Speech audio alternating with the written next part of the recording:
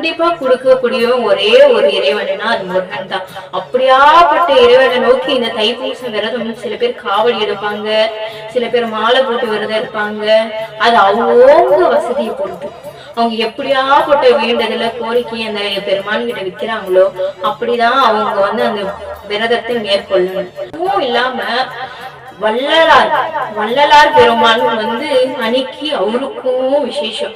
ஜோதி பெரும்பா தோன்றிய நாள் தான் தைப்பூசம்.